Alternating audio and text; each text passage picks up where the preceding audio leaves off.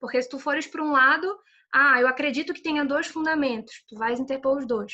Mas se tu interpuseres os 2, não vai ter direito à fungibilidade, de acordo com a ótica do STJ. Então, assim, ao mesmo tempo que que o nosso sistema jurídico se habituou de maneira um pouco mais aprofundada aos capítulos decisórios, isso também vira um problema. Como por uma má até mesmo interpretação, né? Como tu falaste, tem que ter um olhar, eu acho, muito apurado das nossas cortes de justiça para entender e saber manejar esses instrumentos à luz da teoria de capítulos decisórios, capítulos de decisões. Porque a gente precisa perceber essa impugnabilidade de maneira ampla, essa recorribilidade de maneira ampla, e não utilizar o instrumento, que eu acho que essa pode ser a maior lição, contra o fim que ele foi criado. Porque se a fungibilidade de recursos excepcionais existe, é justamente para prestigiar a continuidade ou, enfim, primazia do mérito, para alcançar o objeto do recurso, para que a corte que deva julgar, ela siga nesse julgamento, para que a gente não perca aquela tese, aquela discussão por um equívoco de ordem formal, até mesmo porque a questão da violação direta ou reflexa, ela é muito cara e muitas vezes ela é muito tortuosa, muito nebulosa, né, no caso. Então, de fato, eu acho que é uma questão que a gente precisa se atentar. Acho que o objetivo da tua exposição, no mínimo, é esse. Eu acho que a gente se atente, dê atenção devida a essa situação, porque o 1032 e o 1033 podem trazer questionamentos muito mais complexos e desdobramentos importantes, né? Não são apenas dispositivos ali de fácil e rápida assimilação, porque eles têm desdobramentos muito importantes, né? Sobretudo quando combinado com a concomitância, quando falaste com a aplicação da súmula, que gera muitas vezes a inadmissão dos recursos. Eu acho que a gente tem que ficar atento a isso. Então, aqui no chat, creio que não tenha nenhum questionamento por agora, gente. Quem quiser ainda questionar a Bruna pode apresentar ao longo da exposição, que até às 8 estaremos aqui. Então, se não tiver nenhuma contribuição nesse momento, a gente vai dar continuidade. Bruna, te agradecendo mais uma vez. Realmente fiquei entusiasmada com a tua palestra, com a tua exposição. Muito interessante, acho que todos nós estamos. E agora vamos dar início, para finalizar a nossa noite, o nosso primeiro dia de painel. Vamos dar início à palestra do professor Jean Carlos Dias, que é advogado, doutor em Direitos Fundamentais e Relações Sociais pela UFPA, é também mestre em instituições jurídico-políticas, também pela UFPA, e que vai falar sobre o Instituto da Reclamação, tema também que é muito relevante, como todos os outros que a gente abordou hoje, e que, como o professor Jean vai falar, ganhou forças e novas discussões à luz do código atual. Professor, a palavra é sua. Bem, boa noite a todos, boa noite, Clarice, que está mediando o nosso encontro de hoje. Um abraço à minha querida Bruna, já tinha comentado antes, né? Abraço a todos que estão nos vendo agora, nos assistindo. Vou, em especial, cumprimentar o professor Berclaut, que temos conversado também bastante nesse período agora, o professor Bernardo, e parabenizar a OAB mais uma vez por esse evento, né, na pessoa da Luciana. Acho que foi uma ótima oportunidade de transformar limão em limonada, né? E desde então a ESA está tendo uma programação intensa que tem congregado todos os interessados, tem sido um ambiente muito privilegiado de debate. Isso é uma oportunidade, é uma visão, né? Ter visão estratégica, a gente tem que parabenizar por essa iniciativa. Bom, eu quero começar dizendo que eu enganei vocês, tá? Eu disse que ia falar sobre reclamação, mas eu vou falar sobre reclamação dentro de um tema maior, que é a jurisdição constitucional, tá bom? Então, esse é o primeiro fato, tá bom? E eu vou explicar no decorrer da minha fala hoje por que escolhi essa abordagem em vez de qualquer outra, e vai ficar claro no final por que isso é necessário da forma que eu estou propondo. Bom, o meu tema hoje também é resultado das minhas reflexões, dos meus estudos e da minha atuação como advogado. Então, tem uma primeira tese que eu acho que já foi dita aqui, mas eu quero enunciá-la. Tá? Ela foi subentendida, mas não foi explicitamente registrada. E eu quero registrar. Tá? Vejam, a advocacia nos tribunais superiores, hoje em dia, não é mais aquilo que nós costumávamos atuar. Tá? Não é um tema mais de processualista. Tá? Essa expressão processualista é uma expressão que está perdendo sentido, tá bom? Por quê? Porque o processo não existe mais como existia. O que existe hoje é a jurisdição constitucional, a jurisdição ordinária, e o processualista é um especialista em obter pronunciamentos nesses ambientes jurisdicionais. Tá? Ninguém estuda mais o procedimento pelo procedimento. Vejam que a preocupação da Bruna é uma preocupação pragmática. O que ela está estudando aí é basicamente uma análise de como os tribunais se comportarão diante de um determinado fenômeno. Tá? Ela poderia perfeitamente estar fazendo estudo de análise econômica do direito. A primeira manifestação do Henrique, tá? Embora pareça que ele estava falando de formas processuais, mas não é, ele estava falando também de jurisdição constitucional.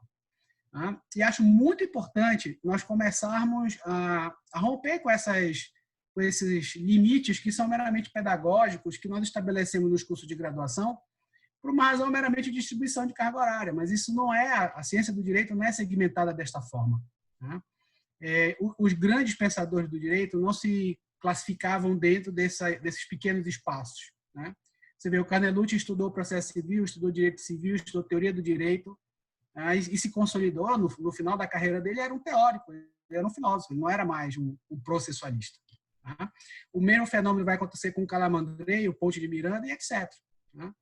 Tá? Quanto mais a gente estuda e quanto mais nós refletimos a respeito do direito, menos nós nos colocamos dentro dessas pequenas amarras meramente pedagógicas, né, e não científicas. Por que eu estou chamando a atenção disso? Cada vez mais, os estudos processuais estão sendo apoiados em outras reflexões. Né? Se a gente quer ter uma visão compreensiva do que fazemos, nós somos todos teóricos do direito e constitucionalistas. Não tem muito o que fazer que não seja conectado nessas duas dimensões. Tá? Bom, por que eu estou chamando a atenção desse aspecto? Né? Quer dizer, então, que nós somos teóricos e constitucionalistas? Sim, porque muitas das nossas reflexões não se resolvem no plano formal, no plano do procedimento. Tá? E daí, o sistema de controle tem que ser desdobrado em técnicas. Né? Essas técnicas nada mais são do que desdobramento de fundamentos teóricos estruturantes. Aí, no caso da jurisdição constitucional, a própria reclamação se manifesta dentro de um desdobramento teórico dessa dimensão. E aí eu vou começar com um caso que eu estudei recentemente, que é um caso relativamente bem conhecido, né, a respeito dos limites da jurisdição constitucional. Que limites são esses? Nós pensamos muitas vezes nos limites derivados da dogmática constitucional. Né? Pensamos algumas vezes nos limites da dogmática processual. Alguns exemplos foram dados aqui pela Bruna. Mas nós temos limites que são derivados de uma concepção teórica de fundo. Tá? E esses talvez sejam os mais importantes, porque a partir deles nós conseguimos compreender os paradoxos da atuação jurisdicional. Tá? Então, a discussão que a Bruna fez, a meu ver, não é uma discussão sobre o 1032. Tá? É uma discussão a respeito dos limites da jurisdição seletiva no âmbito dos tribunais superiores. Qual é o nosso modelo? Tá? O que ela está questionando é o modelo. E acho que isso é muito importante para a gente recontextualizar o nosso estudo e a nossa atuação como advogados. Tá? Acho que isso é decisivo. Bom, vou começar primeiro falando um pouco sobre os limites da jurisdição constitucional. O nosso modelo de jurisdição constitucional contemporâneo, cada vez mais, sofre influência do modelo americano. Tá? Nós estamos paulatinamente nos afastando do modelo de controle de constitucionalidade alemão. Isso o Henrique bem apontou, né? Essa ideia de aproximação não é uma ideia de aproximação convergente.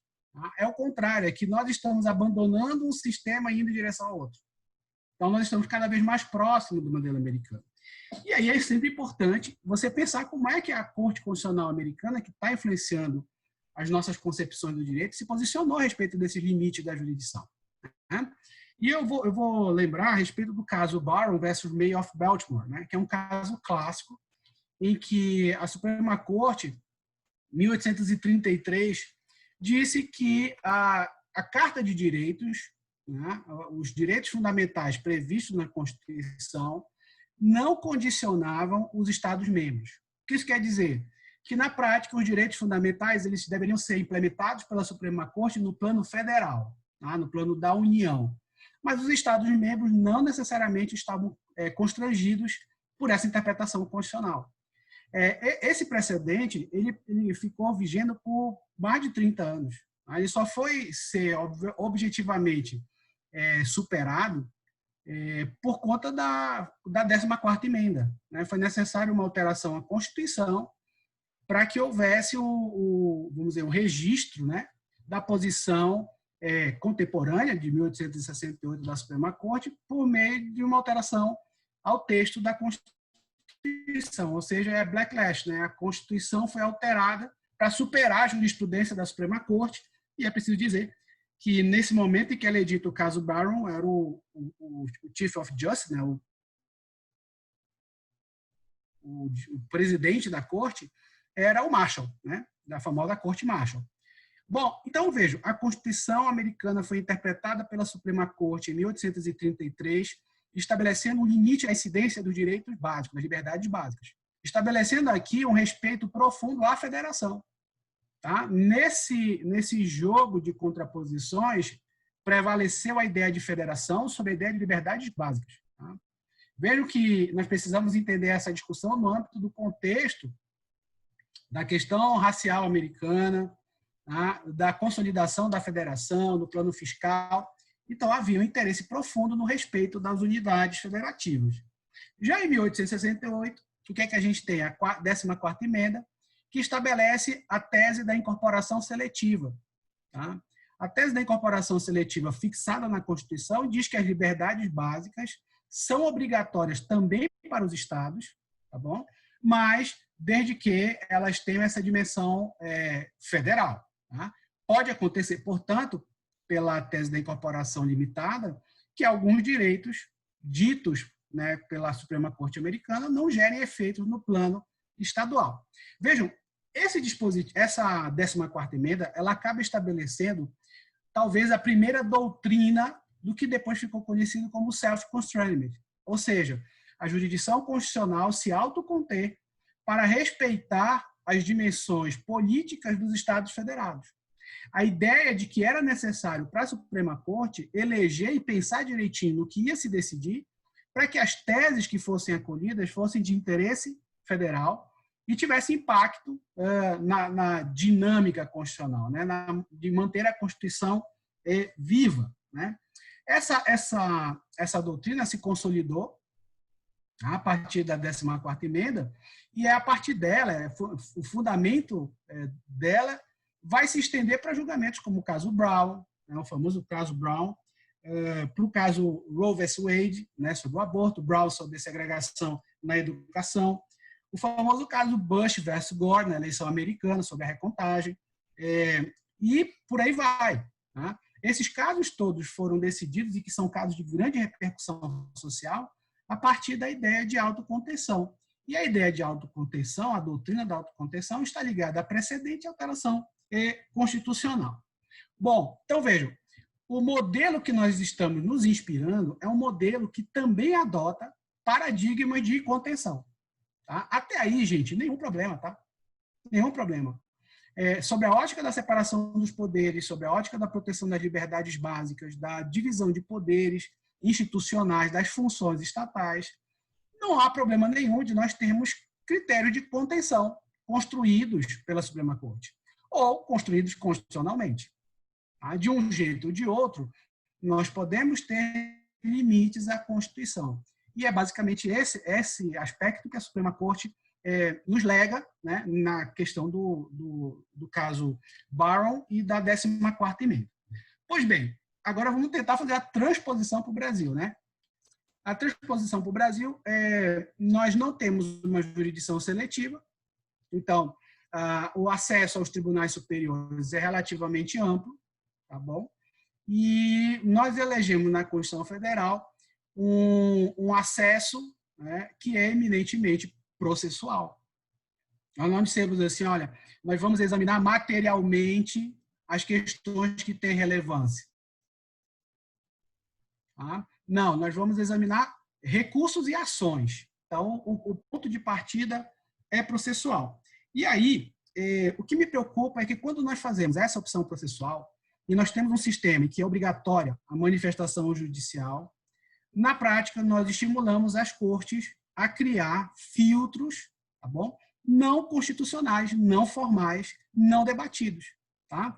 É muito interessante que o meu primeiro filtro seria exatamente a tese da ofensa reflexa, que a Bruna muito bem explorou agora. Tá? Lembrem que a tese da ofensa reflexa, um dia desse eu estava fazendo uma sustentação oral e um colega disse, não, mas a ofensa reflexa só vale para a jurisdição difusa, né? Só vale para os recursos extraordinários. Eu digo, esse aí faltou as aulas de constitucional, porque a origem da tese da ofensa reflexa no nosso sistema derivou da discussão sobre decretos autônomos em ação direta de inconstitucionalidade. Foi a partir do exame nas ADIs dos efeitos desses decretos autônomos, ou seja, que extrapolavam a lei a qual eles supostamente regulavam, é que a Suprema Corte brasileira definiu a tese da ofensa reflexa. Ele disse, olha, se a discussão sobre os limites do decreto, tá, apenas tem a ver com a interpretação da lei da qual eles são originários, essa matéria não tem status constitucional. E aí disse, olha, só é possível examinar isto se, e tão somente se, houver uma ofensa direta ao texto. Né? E aí nós construímos a famosa tese da ofensa reflexa, a partir do controle concentrado, que depois foi estendido para o controle difuso. Tá? Gente, o que é a tese da ofensa reflexa? A Bruna usou muito a jurisprudência defensiva, né?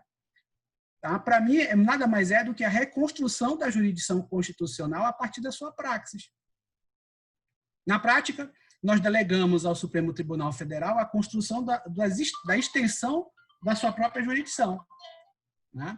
E aqui é problemático. Por que é problemático? Porque essa decisão de estabelecer um critério que forma um modelo de jurisdição exige o debate público, exige a submissão à sociedade, exige a discussão no âmbito constitucional.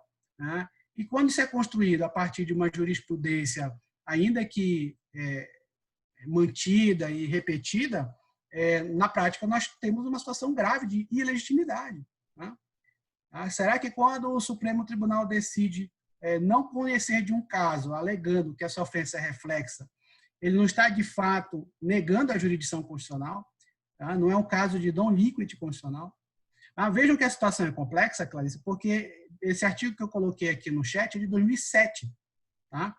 2007. Lá se vão bons anos, tá? E hoje nós estamos ainda envoltos na mesma discussão. E por que a tese da ofensa reflexa continua sendo discutida? Porque ela não foi objeto de uma reflexão constitucional, ela não foi examinada na dimensão adequada, e sim por uma construção extremamente tortuosa. Tá? Vejam, na prática, se nós estendermos a ofensa reflexa, a gente chega à limitação das liberdades básicas, das cláusulas pétreas da Constituição. Tá? Não existe caso de recurso ao STJ, tá? Baseado nas normas fundamentais que não tenha necessariamente uma implicação constitucional. Então, na prática, o que nós estamos dizendo é o seguinte, olha, as liberdades básicas não são interpretáveis, não são aplicáveis pelo Supremo. O que, obviamente, é uma contradição profunda. Né? É mais do que um paradoxo, é um rompimento, é uma disrupção de modelo, não tem como sustentar isso.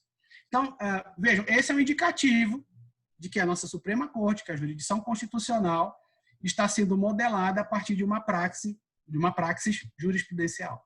Tá? Com os aspectos positivos e negativos que isso pode ter. O segundo ponto, né, que eu queria discutir ainda nesse tema tem a ver com a própria incidência da teoria dos precedentes. Tá? Vejam, onde nós estamos hoje debatendo a respeito do precedente é, sobretudo, a instância equivocada. Tá? É muito assustador que os tribunais superiores não sejam os primeiros a fortalecer o sistema de precedente. Tá? Essa é uma má compreensão modelar. Olha, você não entendeu a estrutura que o Código quis propor. O Código de 2015, nesse aspecto, é uma cunha teórica e institucional. O que ele está propondo, na verdade, é um novo modelo de atuação para as cortes superiores. E isso não foi até agora absorvido. Tá? Não somente porque nós temos pontualmente rejeições explícitas, como, olha, isso aqui não vale ainda do CPC, ou então não vamos interpretar desta ou daquela forma, como também porque não houve o debate adequado nessa esfera. Tá? E aí, bom, falei da ofensa reflexa, né? Eu quero me encaminhar para trabalhar agora sim com a reclamação. Né? A reclamação havia sido concebida, né, dentro de um determinado modelo de jurisdição constitucional que foi claramente alterado pelo nosso CPC. E foi alterado pelo sistema de precedente. Disse, olha, a jurisdição constitucional não é mais autônoma, estanque, descolada. Tá? Nós construímos uma teoria da jurisdição constitucional em que ela não guardava correlação com o sistema. Tá bom? Então, nós estudávamos lá 9868, depois estudávamos a jurisprudência do tribunal e parecia que não existia uma legislação processual, não existia uma jurisdição ordinária. E agora o que o CPC fez foi dizer, opa, não, pessoal, isso tudo forma o mesmo bloco teórico. Tá? E esse bloco teórico tem que ser decisivo para que o sistema funcione de modo organizado. Tá? E aí surge a necessidade de revogar as disposições anteriores sobre a reclamação e dar à reclamação a unidade, a expansão e a extensão que ela precisa ter. No sistema de precedente, você tem que ter um modelo de controle de observância de precedente. Tá? E aí nós dissemos lá no 988, dissemos, olha, pessoal, foi criada aqui a reclamação, tem duas finalidades, ou garantir o precedente da Corte Superior, ou assegurar a sua competência, e pedimos aos tribunais superiores que reformulassem, né, a sua compreensão a respeito da reclamação. E o que aconteceu, curiosamente, é que nós estamos vendo agora, de forma bem intensa, uma jurisprudência defensiva. A reclamação está sendo interpretada de modo a evitar o acesso do cidadão à jurisdição constitucional, ainda que haja precedente dessa própria corte. Tá? Então, perceba, o modelo foi não somente não implementado, como não compreendido. O papel essencial de uma corte constitucional é assegurar a efetividade e unidade da interpretação do sistema. Se ela não consegue fazer valer os seus próprios precedentes, ela já perdeu a função. Já perdeu a função. Cada vez mais, essa rejeição no controle de precedente, no controle da efetividade das suas decisões no âmbito da jurisdição constitucional, está transformando o Supremo Tribunal Federal numa corte recursal. E eu diria mais, numa corte de natureza penal. Então, nós estamos discutindo lá a teoria do crime, estamos discutindo recursos, mas a jurisdição constitucional pura mesmo não está acontecendo. O que é extremamente complexo. Tá? Porque quando um tribunal constitucional deixa de exercer a jurisdição constitucional, tem um vácuo. E quem decide o que é o que não é constitucional? Mais do que isso, quem garante a segurança do sistema? Se as decisões são produzidas apenas conjunturalmente, essas decisões não são refletidas e elas se chocam entre si. Então, nós estamos cada vez mais perdendo a dimensão constitucional das cortes superiores, especialmente do STF. E a reclamação pode ser considerada como um meio, tá? Um laboratório, um tubo de ensaio, em que nós conseguimos perceber claramente isso. Tá? Então, veja, primeiro o Supremo, a respeito da reclamação, disse, olha, a reclamação exige o prévio exaurimento das instâncias ordinárias. Então, o que é o prévio exaurimento das instâncias ordinárias? Não pode ter mais nenhum recurso pendente. Não pode ter nenhum recurso pendente.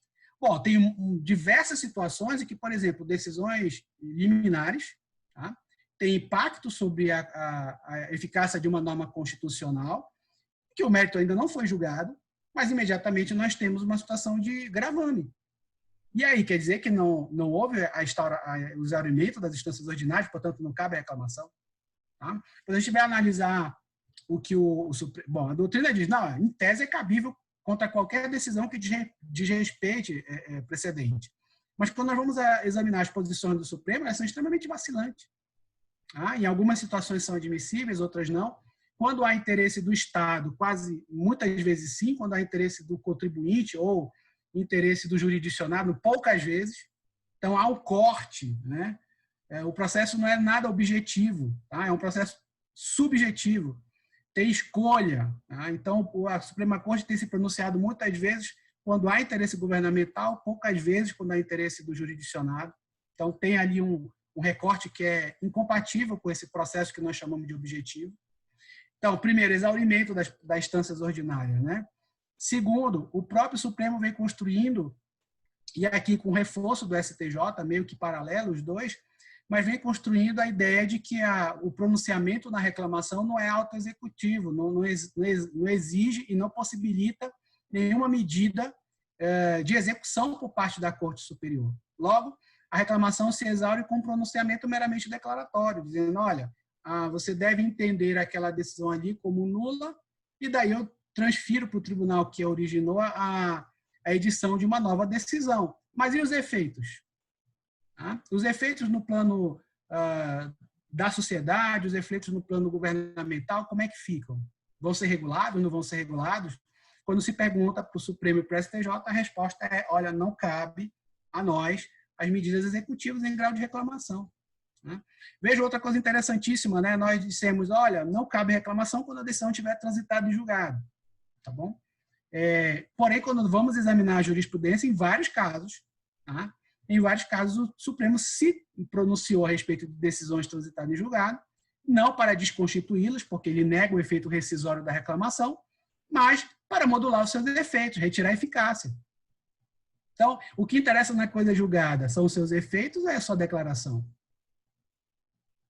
Então, é um modelo, uma compreensão a respeito do papel da reclamação e da própria jurisdição constitucional, que está atrelada, e talvez essa seja a minha principal preocupação, a compreensão da jurisdição constitucional está atrelada a um paradigma que não existe mais, ou pelo menos não existe inteiramente mais, em função das alterações do CPC, e eu diria mais, pela integração do Brasil e da nossa ordem jurídica com a ordem internacional.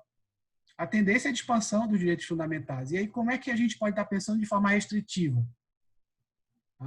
Qual é o papel de uma Corte Constitucional em um sistema de expansão de liberdades básicas?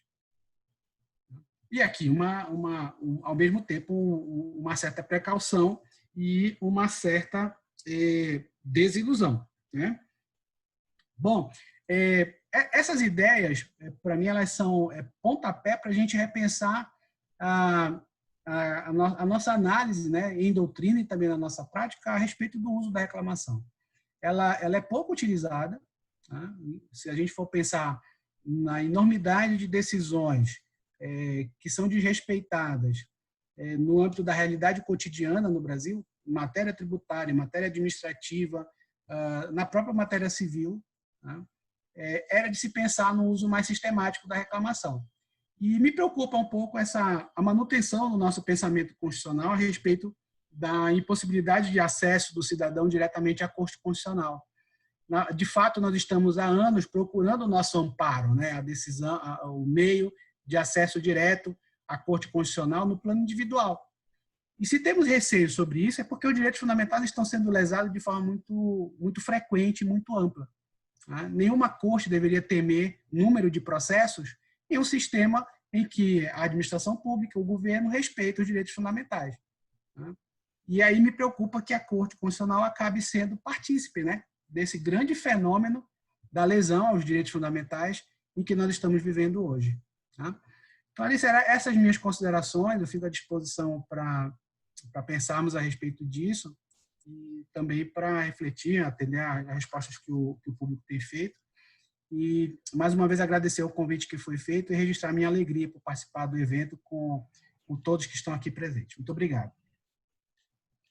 Jean, muito obrigada. Agradeço muito a tua participação.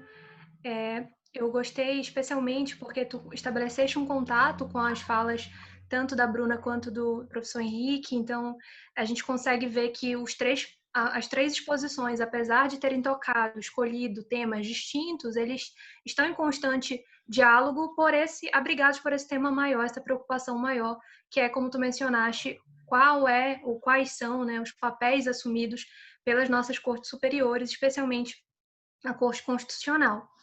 E, assim, de fato, até o Beck está registrando aqui no chat a fala da Bruna. Eu acho que hoje, realmente, Beck, nós fomos brindados, né? Foi uma honra e aprendemos todos que estão nos ouvindo, eu como mediadora também, saio daqui sabendo mais, tenho certeza disso. E eu já ia fazer um comentário, mas a Chayane mandou aqui no chat, eu já vou prestigiar. A Chay mandou o seguinte: professor Jean, como pensar a reclamação para garantir o respeito aos precedentes vinculantes diante do afastamento formal da tese da transcendência dos motivos determinantes pelo STF. A Corte, na grande maioria, apenas aceita a reclamação quando há similitude fática entre a decisão reclamada e a decisão vinculante. E aí o Beck registrou também que gostou muito da contextualização histórica do Jean. Eu acho que foi um dos pontos altos da exposição. Também concordo, Beck, esse regressar histórico, né? Essa reconstrução do que a gente fez e o que o nosso modelo, né, como nós chegamos ao modelo atual de justiça e de corte constitucional, eu acho que foi essencial para que a gente compreendesse a linha da exposição e a todos que estão nos ouvindo também. Então, Jean, pode responder a Chay, fica à vontade. Minha resposta para a Chay, eu não sei. Acho que é impossível você sustentar a reclamação como um instrumento de preservação de precedentes, tá? E, ao mesmo tempo, exigir uma vinculação fática estrita. Tá? Porque pensa que ela está dentro... Vamos lá, se nós temos precedente derivado do controle concentrado, tá? Só é possível esse pronunciamento se a gente parte do pressuposto de que é transcendente, né? Que tem repercussão geral. Então, como é que eu posso ter um instrumento que visa dar efetividade a uma decisão que é de repercussão geral, porém ele exige uma repercussão fática estrita? Na prática, você está invalidando esse instituto. Ou pressupondo, tá, que nós somos um país extremamente civilizado em que todo mundo obedece os precedentes da Suprema Corte. Né? E aí acho que está a falha, porque de fato não é isso que acontece. Né? A gente parece que está acompanhando a variação, né, na jurisprudência das reclamações no âmbito do Supremo, vai ver que esse tema é extremamente seletivo, assim, é aleatório. Né? Em várias decisões se admitem, outras não, com conceitos que não são muito bem estabelecidos. Né? Essa exigência de similitude ou correspondência, né, como alguns acordos utilizam, na prática são derivados de uma má compreensão a respeito da... Bom, má compreensão segundo a teoria, pelo menos pela segunda doutrina, né, a respeito do papel da reclamação. Acho que é um ponto para se pensar, viu, Shane? É uma incongruência. Tá? É como eu vejo, né? Acho que é uma incongruência. A gente precisaria combinar essa regra, né? Que serve mesmo a reclamação e discutir com o Supremo. Olha, Supremo, qual é a finalidade, afinal, da reclamação? Não pode executar, mas o que significa similaridade? A tese que eu usei para o ICMS serve para o IPVA? Não. Ah, beleza. Por que não? Né? Onde é que está a discriminação? Onde é que está a separação hipotética entre as duas hipóteses? E dizer para o Beck que cada vez mais, Beck, quando mais a gente vai avançando no estudo da jurisdição constitucional, mais eu tenho sentido necessidade de pensar a partir do que foi construído na Suprema Corte Americana. Tá? O nosso modelo não é um modelo alemão, tá? Até porque nós estamos muito longe dos alemães. Mas nós estamos num ambiente conflituoso desde a nossa origem. E esse conflito existe também nos Estados Unidos. A gente está vendo hoje manifestações contínuas, né, dessa litigiosidade social. E esses embates plurais fazem com que a Suprema Corte Americana tenha muita similitude com a nossa realidade, embora o nosso Supremo não tenha essa similitude. Mas é o tipo de ambiente que a gente tem que estar muito atento. Né? Um dia nós estávamos discutindo, eu e o Beck, ele disse assim, se a gente colocasse o Dworkin aqui no Brasil, ele ia ficar doidinho. Né? Ele não ia entender, a expressão que o Beck usou foi essa, que ele ia ficar doidinho, que ele não ia entender nada. E eu acho que talvez não. Tá? Acho que a partir desse paradigma de que nós temos uma pluralidade que gera uma litigiosidade a respeito das liberdades básicas, dos direitos fundamentais, talvez ele soubesse se posicionar muito bem em função vamos dizer, da similitude, né, dos problemas que nós temos. Nós estamos também discutindo hoje aborto, estamos discutindo maconha, estamos discutindo como se dá a eleição, recontagem de votos. Né? É quase que uma tradução dos mesmos problemas. Né? E isso é indicativo de uma sociedade conflituosa. Tá? Nós não somos os alemães, os escandinavos, tá? Os neozelandeses, né? O pessoal lá dos hobbits, não somos. Aqui o negócio é bem mais complexo. Né? Muito bom. Temos mais alguma participação? O Beck falou. Com o MI, a determinação para legislar, neste sentido, pega. Realmente a questão é muito complexa, tem muitos desdobramentos. Eu concordo com o Jean e também com o Beck que essa análise em relação às nossas influências históricas são muito, muito importantes, porque nós não construímos modelos do nada, né? Nós sofremos múltiplas interferências, influências, para que a gente chegue ao nosso modelo e para que a gente defina quais são os papéis das nossas cortes. E, sobretudo, das cortes superiores. Então, de fato, na fala do Jean, a gente consegue perceber isso, esse cuidado de remontar e nos esclarecer também pontos que a gente deve levar em consideração, até mesmo para criticar, buscar aprimorar o sistema, mas precisamos saber que sistema é esse e diante de quais circunstâncias nós estamos inseridos. Jean, pode falar. É só para fazer um comentário que o Beck colocou sobre mandado de junção, né? Ver as coisas que não funcionam, né? Mandado de junção, tá? ADI por omissão, todos aqueles momentos que nós provocamos a jurisdição constitucional para atuar de forma supletiva ou completar o sistema, tá? Dá um travamento, né? Isso é típico, que não é um problema do João José Francisco, não é personalístico, é um problema de design da instituição. Trava, né? Sim. Eu queria, Jean, só complementar, na verdade, eu sei que a gente já chegou no nosso horário, mas só para te fazer um questionamento sobre um ponto específico da reclamação. Tu expuseste dentro dessa lógica da jurisdição constitucional, inserindo a reclamação nessa preocupação, e falaste de algumas escolhas, né, que o nosso sistema fez. A gente sabe que a reclamação não é um instituto novo, mas que ganha novos ares, ganha um fortalecimento, né, uma certa expansão à luz do código do nosso modelo atual.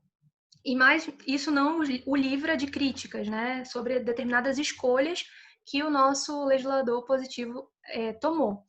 E eu queria te perguntar, não propriamente em relação às escolhas, mas como, exatamente na linha que tu expuseste, como é que os tribunais têm recebido, sobretudo, vamos falar aqui do STF, né, como ele tem recebido esse instituto, qual tem sido a sua aplicação. E aí a minha pergunta para ti, eu queria te ouvir um pouco sobre isso, é o que tu achas, como é que tu percebes a utilização da reclamação para modificar, superar precedente? Esse é um ponto bastante sensível, né, controverso academicamente, também controverso perante o STF. A gente tem já algumas decisões, ao que parece, índole excepcional, né, em caráter excepcional, de índole excepcional, admitindo, o STF admitindo nessa autorregulação, mas talvez desvirtuando o objetivo do Instituto, e aí por isso eu queria te ouvir, admitindo que, por meio do julgamento da reclamação, o Supremo possa alterar, dar uma nova interpretação, por exemplo, a um julgamento em controle concentrado, aquilo que ele queria ter dito, não disse, ou que agora tem um novo olhar e quer acrescentar. E isso não é um tema, não tem uma posição unívoca sobre essa questão, mas eu queria te ouvir sobre o que tu achas, se realmente a reclamação deve cumprir esse papel e se o STF ele deve avançar utilizando, por exemplo, como já aconteceu em algumas situações, algumas ADIs, envolvendo algumas ADIs, ele rejeitou a reclamação para, na verdade, atribuir um entendimento que não era possível extrair à época do julgamento em controle concentrado, ou seja, disse que não havia violação porque, na verdade, o entendimento seria outro. É possível, tu achas, que a gente dê esse emprego ou isso violaria o que se espera do Instituto, o papel da nossa Corte Constitucional nesse momento e por meio dessa via? Excelente pergunta, excelente consideração, Clarice. Tá na crista da onda, né? Quem trabalha com reclamação tá discutindo isso agora. Vê, tem dois problemas aí. Primeiro, pensa comigo. Quando ele usa reclamação, tá, para overruling, overriding, o que ele está fazendo na prática é desconsiderando uma limitação que o próprio Supremo estabeleceu, que é de não alterar decisões transitadas de julgado. Tá? A não ser que a gente diga o seguinte, olha, na jurisdição constitucional não existe trânsito em julgado. Tá? Bom, vamos lá, se a gente quiser sustentar, nós vamos ter que construir uma outra teoria da jurisdição constitucional. Tá? Porque qualquer um que estudou o manual de direito constitucional lá no início do curso sabe que nós sustentamos a existência, né, desse instituto no âmbito da jurisdição constitucional. Talvez a gente tenha que retransformar ou reconstruir a noção de coisa julgada. Então, esse é o primeiro problema. O segundo problema é o seguinte, como modular, né, pós-efetivação. Tá? Eu não sou daqueles que são muito radicais com forma, tá? Então, acho que a ideia de expansão da reclamação, por si só, não é uma coisa negativa. O problema é qual é a finalidade dessa expansão, e é que me preocupa. Tá bom? Porque dos casos que eu tenho acompanhado e da pesquisa que eu tenho feito sistematicamente, porque é um instituto que eu tenho estudado com uma certa frequência, não vi até agora reclamação para expandir. Tá? Para expandir a eficácia.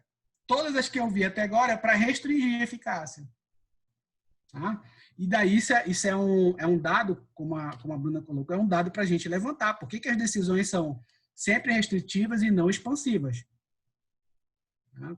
E daí me preocupa um pouco, porque a gente acaba, na prática, transferindo, né, o papel da construção da norma constitucional interpretada do plano difuso e do plano concentrado para o momento posterior da observância. Tá? Isso em si não é negativo, tá? A jurisdição americana, vocês sabem que ela não tem essa ideia de trânsito julgado que nós temos, propriamente dito, né?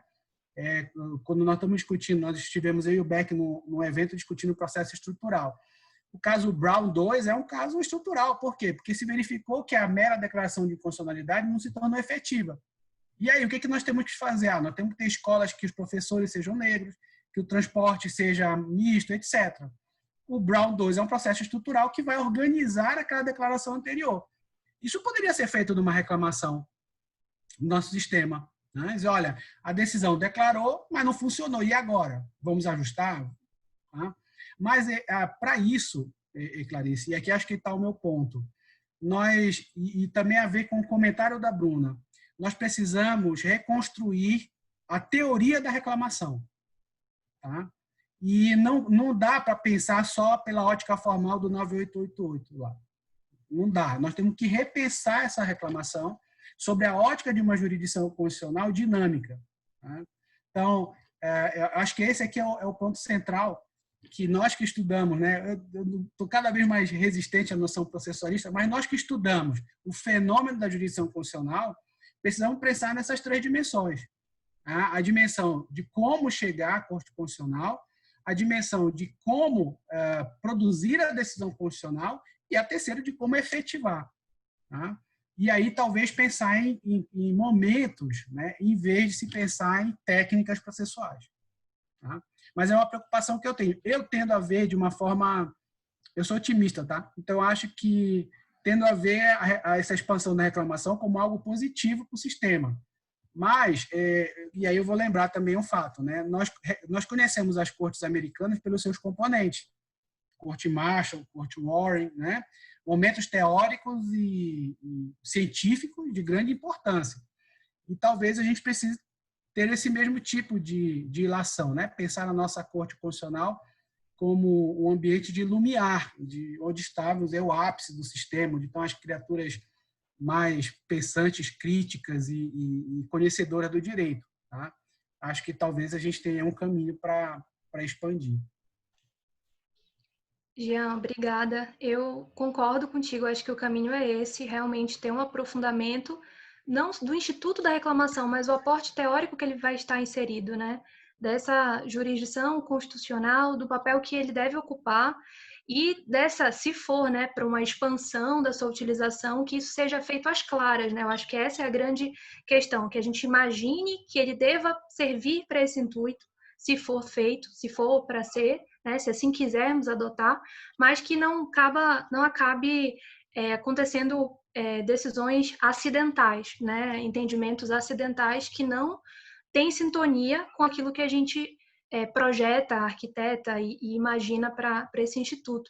Eu acho que a tua fala, acho que todo mundo aqui concorda, é um grande convite também para essa reflexão um pouco mais aprofundada, para que a gente se debruce um pouco mais sobre a reclamação com todas essas repercussões teóricas que isso pode advir, porque a gente precisa afirmar premissas muito sólidas para que a gente não analise o Instituto no seu ali cosmo positivado, né, no seu cosmo legislativo, legal, porque, na verdade, ele tem um cenário, um ambiente muito mais amplo. Acho que essa é uma mensagem que a tua reflexão deixa E isso tem me inquietado, essa questão da utilização da reclamação em relação à modificação ou não de precedente, porque a gente pode desaguar em questões variadas, como, por exemplo, competência do órgão julgador, para saber se tem competência para superar ou, enfim, alterar aquele precedente firmado, para que não haja uma violação também à lógica dos precedentes e a estrutura legítima dessas revisões. Então, tem muito o que se refletir, tanto da sua finalidade, quanto também do seu processamento. Eu acho que são questões de diversos âmbitos. Então, pessoal, se ninguém mais tiver questionamento, eu acho que a gente já pôde debater, conversar sobre vários pontos, também pelo adiantar da hora, né? Passamos aí 15 minutos.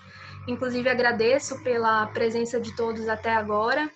E também eu quero abrir para a Bruna e para o Jean, para que eles possam também se despedir. Quero mais uma vez agradecer a ESA, parabenizar pela organização do evento. Para mim foi um prazer estar aqui com vocês, aprender, conversar, debater, para que a gente possa, a partir disso, começar ou continuar as nossas reflexões acadêmicas e também profissionais. E também eu quero já convidá-los para amanhã. Amanhã nós teremos nosso segundo dia do evento, painel 2, que vai tratar da telejurisdicional na pandemia e terá como palestrantes a professora Gisele Góes, professor Beclaut, que inclusive nos prestigiou hoje, para nossa alegria, professora Chayane também, e como moderador, nosso amigo também Pedro Neto, professor, que estarão amanhã também levantando questões super relevantes e que nós precisamos também refletir. Então, eu me despeço, agradeço e passo a palavra para a Bruna e para o Jean, para as palavras finais. Eu queria mais uma vez agradecer a ESA e dizer para o Jean que no fim a gente nem combinou, mas eu achei que os temas se casaram, porque não adianta a gente não saber o arcabouço teórico para entender o que existe e também não adianta a gente não saber como está sendo aplicado o que existe, porque senão não anda. Então, no fim, eu achei que ficou bem simbiótico, assim, gostei. Eu também achei, Bruna, e estava conversando com o Henrique, né? E o Henrique falou que mais ou menos ele ia discutir e tal. Eu disse, olha, nós não falamos nada e a coisa teve uma unidade, né? Isso é próprio de quem está vivenciando a realidade, de quem é advogado, entendeu? Que está suando a camisa, entendeu? O pessoal que está lá dentro do gabinete não saca, não. Agora, quem está aqui suando, saca. Qual é o problema do sistema, né? Gente, muito obrigado a todos. Um abração. Foi um prazer, pessoal. Eu tô com saudade de abraçar, viu? Que eu sou daqueles abraçadores, né? Eu gosto de abraçar as pessoas e tal, e tô sentindo muita falta. Depois, Clarice, já fica o convite para fazer um evento presencial, né? Claro. Manda todo mundo para a gente poder se abraçar, aglomerar e tudo. Verdade. Tem um coffee break, né? Tem um coffee break. Temos que marcar. Pessoal, boa noite, foi um prazer. Obrigada, Clarice, obrigada, Jean, obrigada a todos os presentes. Bernardo, nosso amigo Bernardo Pereira, que está aí nos prestigiando também, um beijo. E obrigada, boa noite a todos. Boa noite, Boa noite, gente. Até mais, obrigada.